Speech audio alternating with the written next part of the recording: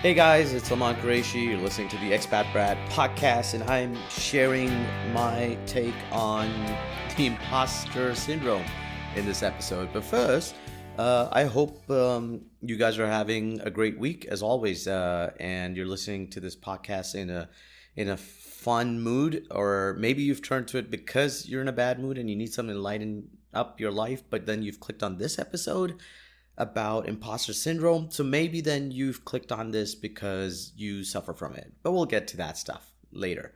I am dreading summer. It's upon us. June is here in a couple of weeks, and June starts this awful weather here that's just humid and hot, man. And so all your outdoor activities are kind of curtailed quite a bit. Your life revolves around malls. And for me, having a kid that loves going out to the park, it adds this stress of like, what am I going to do with him? At this point, I feel like I should have listened to my wife and we should have had more kids. And then maybe if he had more siblings, I could just push them off and go, hey, it's your problem. You guys sort it out. You guys play. You do whatever the hell you want. It would be kind of cool that way, wouldn't it? I think that's why some parents have these kids. At least that's what my sister kept telling me. It was like, they play with each other and then you have free time. Although I don't think she truly believes it, or it really works completely that way. Who knows? The truth is, the situation is, I don't know what I'm going to do with him, man. Just doing stuff indoors is so much money here as well. Just spending it on indoor like play areas and whatnot. We need parks that have like huge fans around them. It's just constructed. Like every park should be like the Qatar World Cup Stadium, just air conditioned so you can enjoy it for the whole year.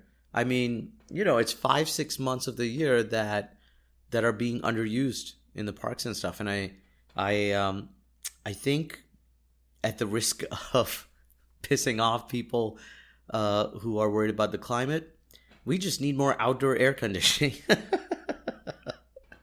That's what they did, right? So yeah, I don't know. It's coming. We're going to have to deal with it. I'll let you know how it goes. Hopefully, we'll also get away for the summer. We have our plans. If all goes well, then Zayan will spend about a month maybe in the UK, and he can enjoy that. Whoop, whoop. Yeah, and then apart from that, I'm just happy with the basketball playoffs. It's quite interesting. I feel bad with the Celtics playing the 76ers because I wish both of them on one side could be in the finals. But it's been a great series so far if you're watching them. And then the Nuggets and the Suns, that's another great one, man. I feel for this guy, the Joker. He's putting up numbers and stuff, and unfortunately, I don't know if it's enough to get through the Suns, with Katie and Booker being so hot and stuff. Yeah, I still think the conspiracy part of me still thinks it's going to be the Lakers and Celtics, and it's all planned, or at least the Lakers winning the championship, and it'll all be like, well, look at this guy. Can you imagine the amount of money and interest and merchandise that will sell from LeBron's side if the Lakers win the championship? So it's all about that, man. It's all about the money. Bum, bum, bada, bum, bum. So, speaking of sports, here's the deal. All right. I'm going to take you guys back to when I was young. I was in college, and I think it was my second or third year in. All right. And I'm part of the cricket team for the college. And I'm actually the vice captain. Yeah. And I'm possibly the vice captain. I'm going to be a bit honest with you guys, because my friend was the captain of the team. And I would put myself as like a middling kind of player, at least in my head. I'm just, again, just being honest. I was quite hardworking and I guess quite clever on the ground. So maybe that's why my friend trusted me and had me down as a vice captain and stuff. But it was cool. That was the situation. And then we come to this indoor cricket tournament, like an inter-university cricket tournament. And my friend, the captain, Sajid, he was my best friend in college. And he goes, listen, this is a 1 day thing. We're going to play against these guys. Why don't you captain this? And I just want to chill and play. And I was like, sure. So I captained the tournament. And it went well. We won the whole thing. We won the whole, about all the universities. We beat everybody. We won the final. And then we're standing at the trophy, what do you call it? The prize ceremony. And they announce the winners, blah, blah, blah. Then they come to the player of the tournament. And I'm standing there completely, like, really happy. You know, we just had a great, thrilling day. And they announce the name of the player, and it's Salman. And I pause, and I'm like, I don't know who is it. And this is Salman Qureshi. And I'm like, I don't know who. Is there another Salman Qureshi here? And then they say, you pointed at me, and I realized I had been given my numbers. I hadn't even been looking at my stats and stuff through the whole day. There's a lot of, I was shocked. I was just shocked. There's a lot of stuff that I can take away from that story. But the main thing for me was this. It was this thing that, how did I win? I don't deserve this. I cannot believe I won this. And the whole time I felt embarrassed about it, instead of going like, yeah, I did it. I did good numbers, and I played well. I captained the team. I just felt like they had made a mistake. And it's not so much, I feel, about low self-esteem. I just think I wasn't looking for it. I always felt like shit, like I am faking it. I have no idea what I'm doing with my life. I guess that's what imposter syndrome is, right? And for me, what was interesting, apart from that story, obviously facing it myself and reflecting on it these many years later, is just I was looking up these comments online from celebrities and stuff. And here, I'm just going to read you some, right? Because I collected these. I just feel they're really cool.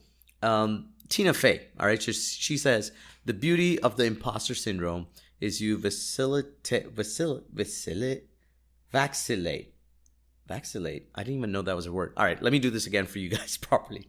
The beauty of the imposter syndrome is you vacillate between extreme egomania and a complete feeling of, I'm a fraud. Okay. Oh God, they're on to me. I'm a fraud. So you just, I think what she's saying is you just try to ride the egomania when it comes and enjoy it, and then slide through the idea of fraud. So that's Tina Fey talking about it. We've got Tom Hanks. There's so many famous people who have it. Tom Hanks says he feels like he's faking it as an actor. And this guy has won a gazillion Oscars for his performances, right? And this guy's coming up and saying, so I think this one really felt close to home for me with that cricket thing. Up until then, I'd done decently well in college as a player. But this thing always stayed with me, that I'm faking it. There's 2-3 others, there's Maya Angelou. She's one of the writers, the greatest writers. And she just said, I've written 11 books. This quote is hers. I've written 11 books, but each time I think, they're going to find out now. I've run a game on everybody, and they're going to find me out. Right? Even Albert Einstein goes, the exaggerated esteem in which my life work is held makes me very ill at ease. I feel compelled to think of myself as an involuntary swindler. Oh, wow. These people are high achievers. If anybody should be confident and not have this feeling pop up, it should be people like them. But they're just, but it happens to everybody. Obviously, a lot more to people who are starting out in their careers, who think maybe they're not good enough, they don't belong. And statistically, I think 70% of people, somewhere around that, experience imposter syndrome at some point in their lives. That's crazy. That's crazy. It just baffles me that so many of us are walking around just telling ourselves we're faking this, we're not good enough. And it also amazes me because there are 30% of people going around overconfident. Just going, I am great. I'm good enough. This is what I deserve. And I'm jealous of them. I don't know if they, what is it that separates them from the majority of people? And what sets them apart? What is it that makes them not have this inner voice, right? It's an inner voice. It's this thing in your little voice in your head telling you you're not good enough. You know, the one that says, who do you think you are? You're not smart or creative or talented enough to do this. And that voice is your imposter syndrome, right? Or Bob, as like some people like to call it. It's that voice is probably louder than your boss on a Monday morning, right? It's so loud in your head. And on Twitter, I just read this today as well. Someone tweeted about reading a stat about how 50-60% of the people do have an inner voice, but there are, again, like about 30-40% of people who don't. And I'm thinking, that's amazing. It just explains a lot of stuff about how these people walk around. I just can't imagine it, walking around without a voice inside your head telling you stuff. Like, it makes you sound crazy when I say it like that, but everybody's talking to themselves. I just assume that. And most of the time, I guess it's your negative critic, right? And who then evolves into your imposter syndrome. I don't know. It's just very highly messed up, all right? Even for my high achievers, man. All of us, we just sometimes hang around like we're just waiting for someone to tap us on the shoulder and say, sorry, there's been a mistake. You don't actually belong here, you know, but you're not alone. Statistically, again, like I said, most of us have it. Even Beyonce has said she doesn't even know who she is half the time. Hey man, if Queen Bey can feel like an imposter, then there's hope for the rest of us. Okay, so that's a positive side of imposter syndrome. I think in spite of having it, people can still go ahead. It's only when it's over, when it takes over to the point where you can't, where you miss out on opportunities, for example, right? As long as that you're not letting it control your life, I think it's fine. Because I'm sure there are people out there who would have got that promotion if they had just tried put the name forward.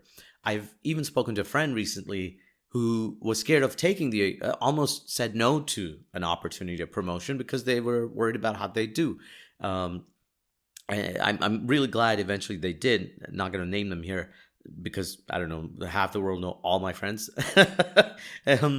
But it was, again, very interesting to have those conversations. When other people say it, I just go, what's wrong with you? Why would you do that to yourself? So it's easier for me to look at other people and go, it's obvious. You should do it, man. You'll be fine. But obviously I know when it comes back to yourself, everyone just shuts down. And so, yeah, we do that, you know, and we do it not just work. We do it with love.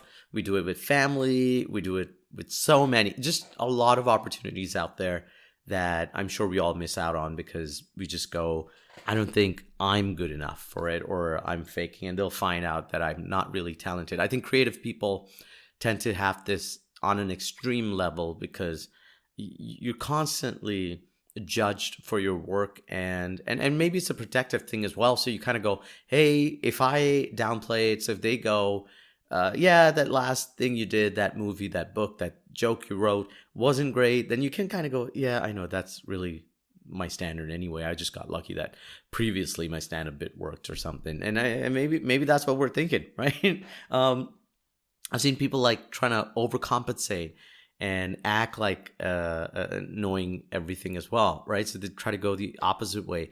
And to the point where you're just using big words that you don't really understand, and it becomes pretty clear that you're faking it. It's that also. So you're not relaxed, you're not composed. You kind of go, I have to prove myself, and in doing so, you're putting this pressure that you don't need, right? And most people, too much pressure will just freeze you up when it comes to creative thinking and abilities and stuff. So instead of enjoying it and being in a playful place, you just get into this weird zone, and then you try doing more, and doing more doesn't necessarily mean doing better work. Yeah, and that kind of stuff happens, and then like you just have for some people the inner critic becomes really strong to the point where you could go up to people. I may have done it I'm admitting out here on live on my podcast, and I've seen it happen to a lot of creatives again, where people go up and say, "Hey, you were amazing," and the person will downplay it, not from a humble point of view, because it genuinely, I think, believe that the other person is just trying to be nice, and they've just said that to be nice. I have felt that a few times. It's hard also to kind of go, did I really do as well as I think, or people are just trying to be nice to me? Those things are so hard, and they're all true as well, because for me as a live performer, the hard bit is there might actually be a divide in the audience. There might actually be 5% of the people who think I was the greatest thing to ever happen on stage, and then there might be another 5-10%, or the rest 90%, who think that I was absolutely crap. And so how do you know, right? It's just it's this paradox. Like, sometimes my imposter syndrome is so bad that it actually makes me feel like an imposter about feeling like an imposter. It's a never-ending paradox of self-doubt. All right. But I guess there's one good thing you guys can have about the imposter syndrome is like this nice blame game. If you're doing something and it goes wrong, hey man, you're making pizza, you burn it in the oven, blame it on the imposter syndrome and not about your lack of cooking skills. And you can just go, hey, I wasn't meant to be great anyway. So that's the truth about it. Too many people face it. And, you sit there and go, once you're conscious of it, it's kind of like, so what do you do about it? Okay. And I've spoken to people, I've tried different things. I feel like one of the things to do is to kind of look at your achievements and just enjoy them. Like, if you list down everything you've accomplished, big or small, and you just take time to appreciate them, I think when you start doubting yourself, you can look at that list and go, listen, I am capable of something, right? Like, I'm not a complete moron, idiot. I'm not a complete fake. Somehow I have enough to get this done. And those things are good reminders and kind of fight off this imposter syndrome, for me at least. If honestly, God, if you're having trouble coming up with achievements, it should just write something simple. Like, I didn't trip and fall on my way to work today. I swear, just do that. And the important thing is get that list going. All right. So just write some stuff and do it. I have to often remind myself about the fun gigs I've done, places where I've killed with the audience and written something that I thought was a great joke and got complimented on. And those things offset a lot of times when you're worried about your own performance or have this syndrome issue. I also think, one of the greatest bits about doing improv is that you kind of learn to embrace failure on stage all the time, because it's happening constantly. Perhaps more than 10 times in a night, and with success as well. So it's a real roller coaster of some of these shows. And just for me, recognizing failure, that it's a natural part of the learning process and that everyone makes mistakes. So instead of beating yourself up, you just kind of try to learn and move on. I know it's cheesy, but it's like, why do you enjoy looking at blooper reels, right? Because it reminds us, it makes us happier to go, someone else is failing as well. They're not as perfect as they think they are. And it's nice to see them make mistakes. It just makes us all more human and more comfortable. And so if you're making mistakes, just imagine that as your personal blooper reel, and people would probably enjoy watching that as well. And it's nice. So just do it. I think it moves it from a place of embarrassment to just having a laugh at it. Yeah. I also think, honestly, if you have it really bad, you should also talk to someone, to the point where if you need a therapist. I think that depends on how much it affects your life. But if it does, I think that's something you got to do. So those are some of the ways I've dealt with it in the past. I think it's worked for me. And I've recently come across this other thing that I'm trying to understand and incorporate. And it's this idea, the role of a growth mindset, right? So in overcoming imposter syndrome, so basically what I've understood so far, correct me if I'm wrong. It's, individuals with a growth mindset, like they tend to believe their abilities and talents can be developed through dedication and hard work rather than being like a fixed trait about your personality or your life or genes. Like it's not in your DNA. All right. And so I think if you keep reminding yourself that belief, it helps to fight off the feelings of being inadequate and the self-doubt that are common with imposter syndrome. So I know it sounds very like, and I speak out against these what do you call them, life coaches and motivational speakers and stuff too often, because I think you can go down that rabbit hole too much. But I think this growth mindset means that instead of focusing on perceived failures or shortcomings, you can kind of reframe those experiences as opportunity for growth and learning. And I think those little things do help. And it's honestly one of the things I practice a lot when I'm teaching improv to people as well. By embracing the challenges and getting through the obstacles, like persevering through it, you can develop a sense of confidence and self-efficacy, I guess. So that change can happen. I think people can combat it. And that's what I love about, I think that's one of the main reasons why I love doing improv with people who are starting out, to bring them to this world. And I've said, and not showing off, right? So the other day I was at a stand-up gig. I don't know if I mentioned this in the previous episode, but one of the guys in the audience came up and said, hey, listen, I did these workshops with you about 5-6 years ago, and it changed my mindset, and I went out and I created a startup. And I was like, wow, oh my God, like that's awesome. And he said, yeah, the startup kind of failed. And I was like, ooh, shit, oh no.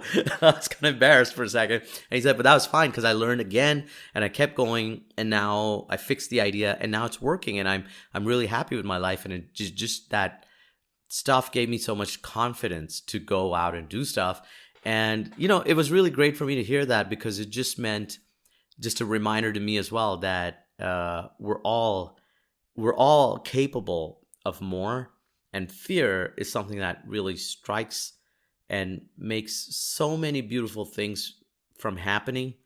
And, if we could move that off, I think I want to fight fear the most. It's like the most brutal thing that possibly leads to the most evil in the world. And if we move away from that, we can get over it. I think we'd all just have a better life. I think the world would be a better place. I think everyone would be a bit happier, and we'd all live more fulfilling lives, hopefully. Unless your fear is about killing people and getting caught, and then the lack of fear means you go out and do it. I don't know. What if it works? Oh no, I didn't think about that now. Oh dear me. What if there's like a serial killer out there, and one day he comes to me and goes, hey, listen, you did that workshop, man. Really freed me up. And oh no, what am I doing? Okay, well, hopefully that's not the case, and most people are just doing great things. Guys, that's my take on this whole situation. It's my personal experience. I think if you can go ahead and still do things and not let it shut you down, then you're actually fine, nothing to worry about. But if you are, then just remember the couple of things I've mentioned here. Go out and do it in spite of feeling like an imposter, and we'll beat that little voice. Okay, cool. On that note, I'm going to go packing. I'm going to Turkey, so I'll be away for almost a week. Work and family time, so I'm quite excited. I will let you know how Istanbul goes. Till then, you guys take care, and I'll catch you in the next episode, people. It's time to say goodbye, or as a dog would say, woof.